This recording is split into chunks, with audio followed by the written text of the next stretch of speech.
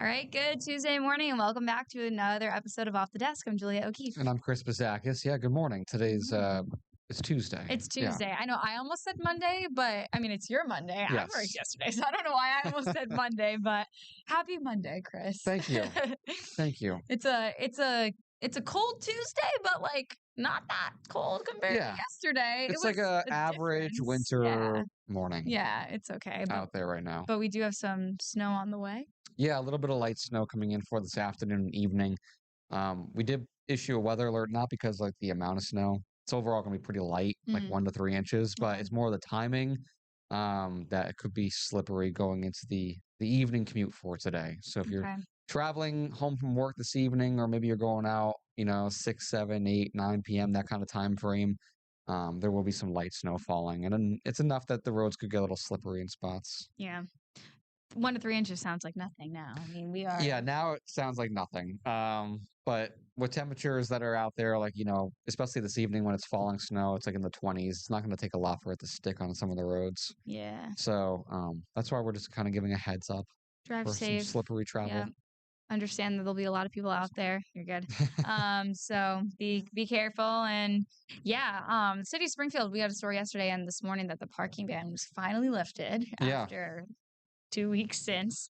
So that was 2 weeks good after news. that snowstorm, and now it's lifted, which is wild. I know. It's crazy though to still see some cars covered, and now we keep getting more. So cover your cars as it's happening. Then you have to deal with that. I do expect we'll see some good melting though this week. Oh. Not like, it's going to be gone, but we're going to be seeing pretty much every day above freezing. That was great to see in the 7-day, finally. Yeah, not warm. We're not talking about, 40s and 50s, but finally temperatures above freezing.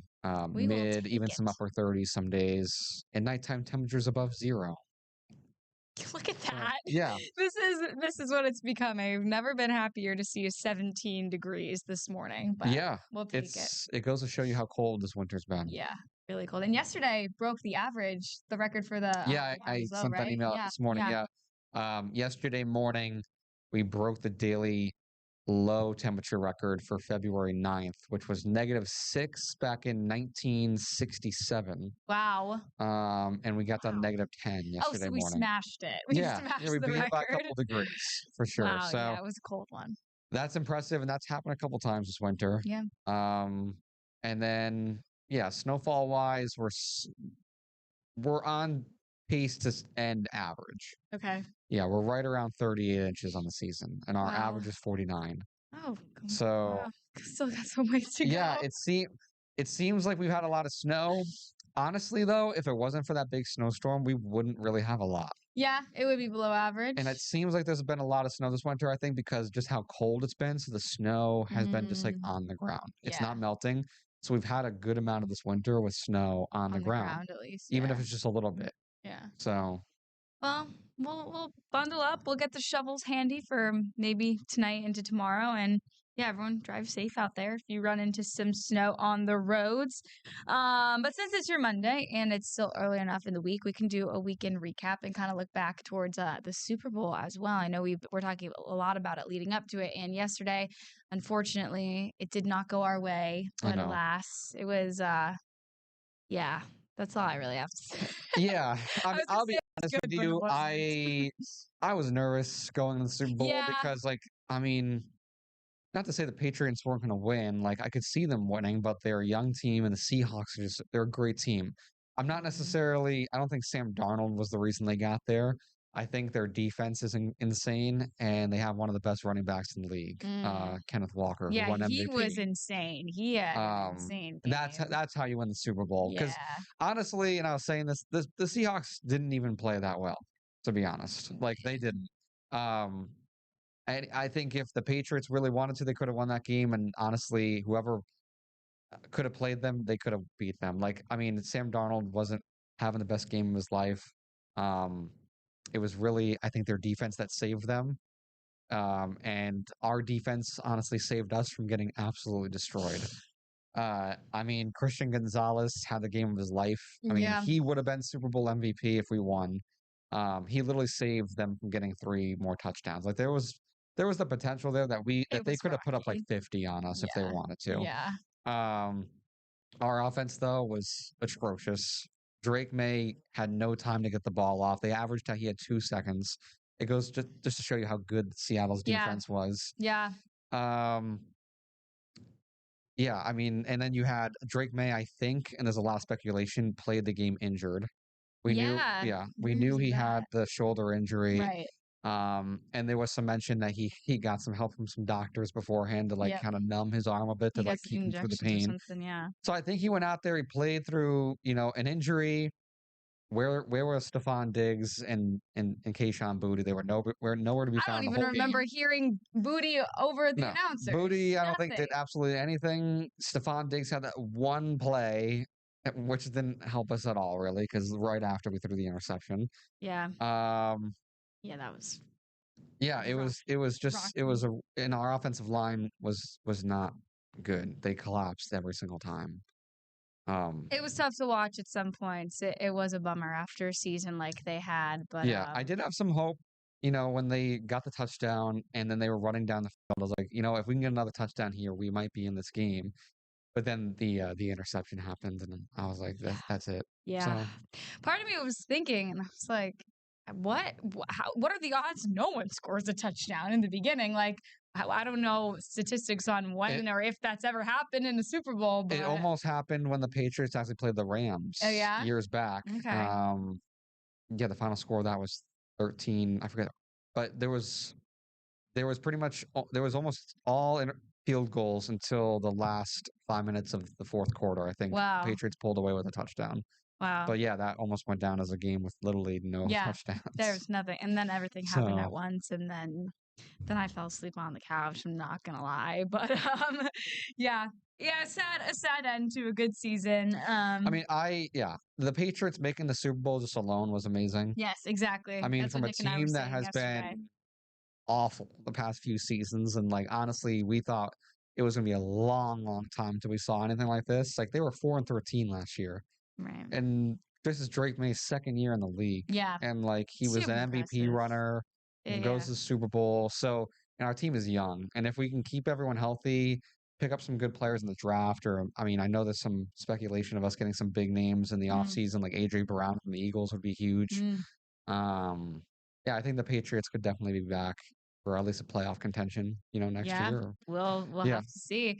Yeah, it was cool to even see everything leading up to it, just the Pats logo everywhere, and then running onto the field and the Super Bowl logo on the jerseys. We haven't felt that in a while as New England fans, so it was cool to see all that. Like we were just like so lucky that we were back in such a short amount of time. Yeah, because people were like, once Brady was gone, when was the next time we'd ever get to the Super Bowl? Right. And to realize that now we have a great coach and a franchise quarterback potentially that fast. Yeah. Is pretty amazing. So. It was. Well, there's more to talk about. There's more to come. We're going to take a quick break right now, but stay with us and we'll talk maybe halftime show a little bit and the Olympics. I've been really excited about the Olympics. So stick with us and we'll be right back.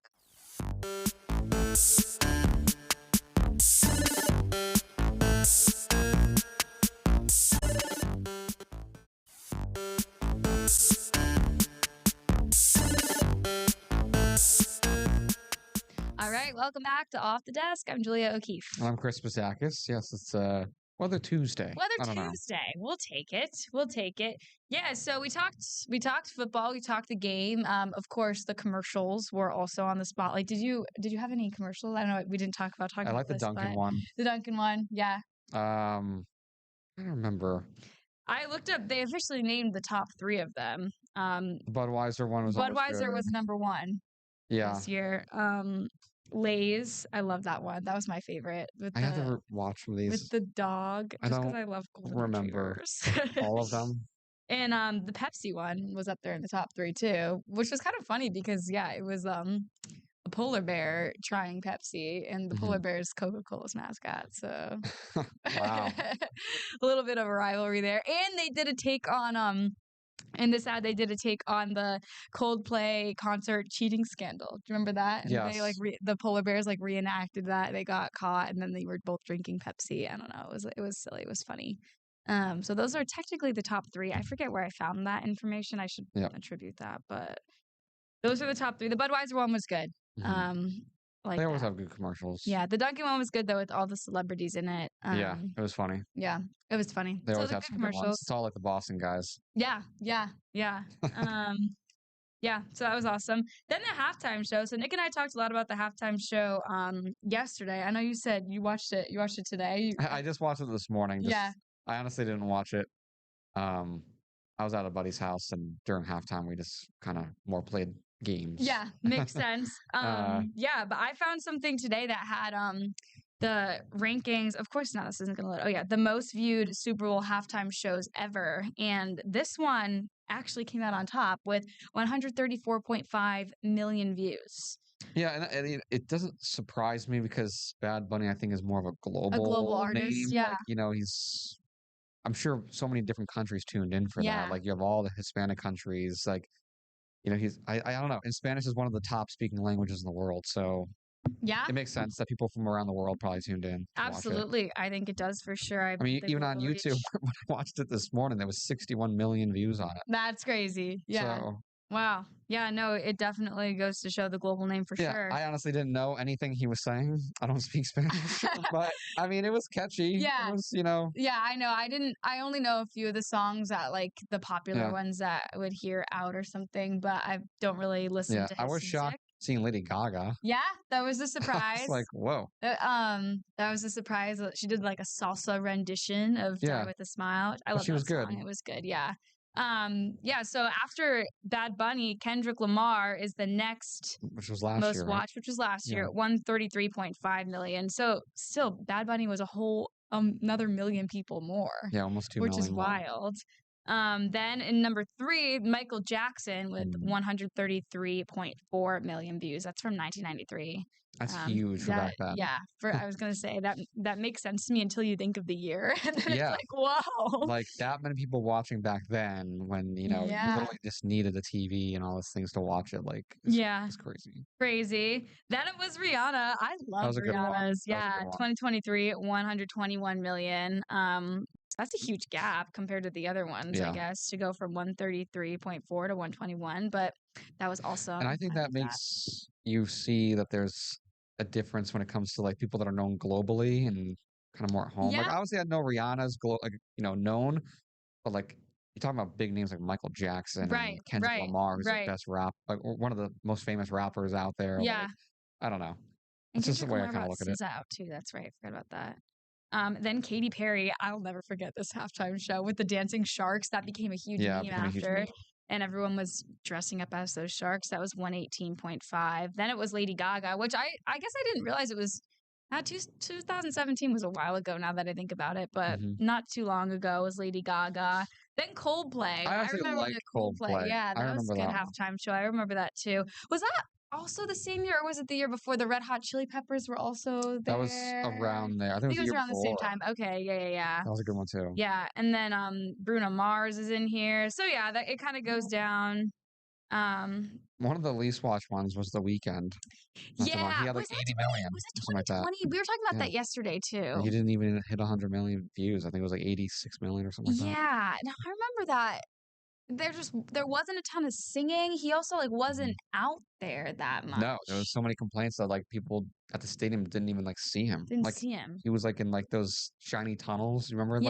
Yeah. And it was more just like him dancing rather than singing.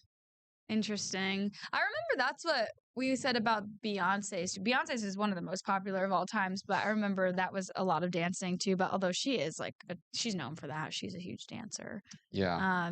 Who's your speculation on next year? I don't know. Nick and I were talking about this, and I don't know, because I would have to look into see like who's releasing new music, because I feel like not all the time, but sometimes that's the pattern of like, big names up for awards and album releases. I mean, there's some big ones that haven't done it. Like you're still waiting on like Taylor Swift to do one. Maybe. Yeah, but I don't think she's. I don't think she will though. kind of shocked like Justin Bieber has never done Justin one. Bieber. J. Cole. That's what Nick said. I Nick think said J. Cole, like J. Cole's a big one that I'm like, I don't know how he hasn't done one yet. Dare I say Miley Cyrus would be pretty awesome. She's been coming back too, and with she's thinking about a Hannah Montana kind of I don't know, throwback concert. So that's like a country star like a Morgan Wallen. Yeah. I don't know. I don't know. Country's getting so big, and it's like I don't know. You're kind of due for I think a country aspect. The thing about country is because it's I don't know. It could still be. I like country music. I'm not a huge country fan, but thinking about no, that's not even true. I was gonna say the whole production of it and like having a bunch of dancers, like how would they dance and stuff like that for country music is a little tough. But I don't know. I feel like there's still a way to make any of it work. It's kind of the same thing with rock. Yeah, that's like, true. I don't know. They make it work. The Green Day pre-show was great too. That was cool. Honestly, Charlie Puth was insane. That was such a good, I really liked it. The camera work of the fighter jets going over. Yeah, it was awesome. There were a lot of highs. Unfortunately, the football parts of it were low, but but the night in general watch was low, but everything else was all right. Yeah, it was cool. And then I guess we could talk a little bit more. Actually, we could. Did you watch the post-game ceremony at all? No, I went to bed. The second. We didn't even see the game end. When it was about 2 minutes in, or 2 minutes, towards the end, we were like, "This is over," and we turned it off. Yeah. I was telling myself that if I fell asleep, I wasn't going to fight the sleep, knowing that I had to wake up to come to work. So sure enough, I fell asleep. And then I woke up with, I think, like 8 minutes left and was like, I'm just going to go to bed now. So I didn't see any of the post-game show. Yeah. It's just sad. Well, that's all right. Someone has to lose a Super Bowl every year. It's not the Patriots' first loss. Actually, everyone always talks. This is bad for me as a Patriots fan to say. Everyone always talks about, Patriots have 6 Super Bowl wins. Yeah. But we also have now 6 Super Bowl losses, which is the most Super Bowl losses of a franchise as well. Yeah, my dad sent me that statistic. But I think it's a good thing, honestly, because it shows that we've gone to the Super Bowl so many times. Right. So if you're going to go to the Super Bowl so many times, of course, you're expecting losses as well. Yeah. So, 50-50 shot once you're there. Yeah, no, my dad sent me that yesterday. Actually, he sent it to my whole big family group chat because he's a Giants fan and he likes that statistic. And my cousin immediately came back with, so you're saying that the Patriots have gone to the most Super Bowls? And it's just a funny meme. And 2 of those Super Bowls that we lost. I mean, look, Tom Brady was losing Super Bowls. He lost to the Giants twice. I did see something today that was a little bit of I don't want to say discouraging statistic because I think that Drake May will rise back next year. But it said every second-year quarterback who's made it to the Super Bowl has never gone back since. Or what was the stat? Every second-year quarterback every quarterback who's gone to the Super Bowl in their second year has not been back since. Like Joe Burrow was on Time there. to break that streak. Yeah, I know. Let me see if I can find the exact names, but I think Dan Marino was on there. Yeah. Okay. So Drake May needs to. I don't know if I'll be able to find it. But Drake needs to prove that statistic wrong. Not a good stat. It's not a great stat. That's meant to be broken in records and all that. Exactly. Another thing too, in regards to Super Bowl, did you see the new Super Bowl logo for next year? No, I did not. So you know how there's the speculation of the colors of the Super Bowl script. Point. They gave us the script. Who goes? Yeah. I'll show it to you. Yeah, that one. So the new NFL logo is out this year, that had the Seahawks player closest to the trophy than the Patriots. Oh. So there's water, light blue with a wave, and then there's the orange. And there's a lot of speculation of it being the Dolphins versus the Bears. Oh, next Dolphins year. Okay. Or Dolphins, Buccaneers, like a Florida Super Bowl. Like, okay. I don't know. Yeah, the water. I mean, I see orange and think Broncos, but with or the it could water, be Broncos, Miami. Rams. Okay. Interesting. I don't know. Yeah, do you okay, the one this year was a stretch because it had so many colors in it. It was such a stretch. Also, it didn't have Patriots blue or red. It was light blue and pink. No, but then I saw something yesterday, people being like, hang on, I'll bring it up again. Super Bowl 60 logo. Of if you of course, people just find the most absurd things. But that there's pine trees and like mountains. Oh, because it's New England. Giving way of more of a Pacific Northwest look for the Seahawks to be in the Super Bowl and win. Oh, okay. That's something that you have to look for. Yeah, that you have to look, be there. like stare at, you know. I will say though, the NFL, I don't know if I should call it like the NFL poster of the year or whatever. That was crazy because it had the 4 teams in the playoffs closest to the Lombardi, and the Seahawks were closest, and the Patriots player was slightly behind, and then it went in the exact order of the play. That was a little crazy. And then everyone was like, they gave us the script. So this is all just fan speculation and stuff circulating online, but it's funny to look at. Yeah. We'll see. We'll have to see what next year brings. Yeah, exactly. But there is the Patriots do play the Seahawks in the regular season next year, and the Seahawks and like the exact timing of the games are yet to be announced, but we have our schedule who we're playing. The Seahawks actually have opening night for next season, Thursday night football for the start of the next season. Okay. And there's speculation that it might be a Super Bowl rematch that the NFL might make it Patriots at Seahawks for that would be the first game of the season. Opening night. That'd be crazy. So, wow. Well, we'd have to go out see if we can start off our season on a what's it called? Comeback revenge. Yeah. Ooh, we'll have to wait and see. So. I like it. All right, stick with us. We're going to come back in a few minutes and talk about another major sporting event going on. That's the Olympics. So we'll be right back.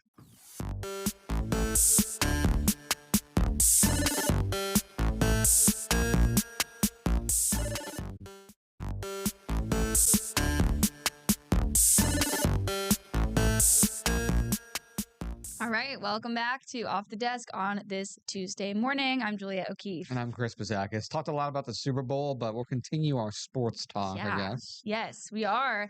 It's the Olympics. It's been an exciting start so far. I love watching the Winter Olympics. I think it's so cool. There are so many niche sports that don't get highlighted. And my question is, watching these people, how do you just learn to do, how do you know that you not even learn to do it, but learn that you can do it? You have to just go out there and try and be a risk taker and obviously have a lot of gnats or water underneath you to start, but you wonder how much they get injured and they just keep going back to keep doing it. Yeah, it's insane. I was watching before we came in to film this, I was watching the men's slope style skiing, which is when they go down all the half pipe or all the not half pipes, but the rails and the jumps, and they do crazy things in the air and then they land.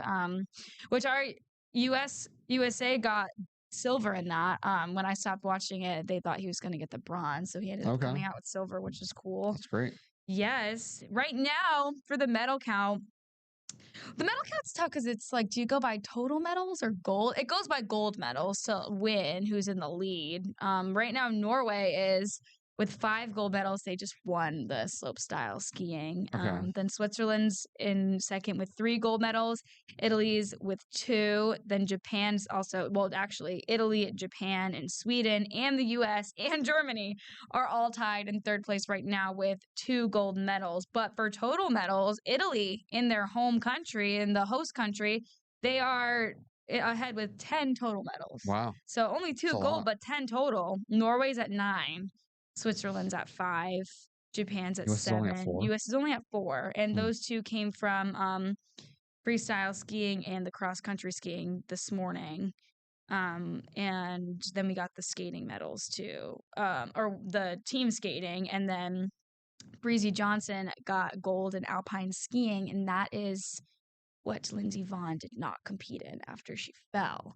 Which was so hard to watch. Her father has said that she is not going back to skiing, that this is a career-ending injury. His words were, if I have anything to say about it. So Lindsey has said that she has no regrets. Yeah, I mean, she was planning that this was the end for her last Olympics. How can you can't have regrets when you gave it your all. I mean, you knew you were injured in the first place, and you still went out there and tried. But maybe that was just someone telling you, like, you got to hang it up. This is at some point, we're not invincible. Which is sad. It was sad. What a career, though. I know, what a career. Yeah, it was sad. I understand wanting to go, but then I was worried for her. Yeah, you love something so much, and I don't know. You want to do it. So. Yeah. So that was devastating. She broke her leg, which was unrelated to. She came out and said that it had nothing to do. It was her left leg. I don't know which ACL she tore. She tore both of her ACLs before anyway, so I think that's why it was hard to keep track of. I don't know if it was the same leg or not.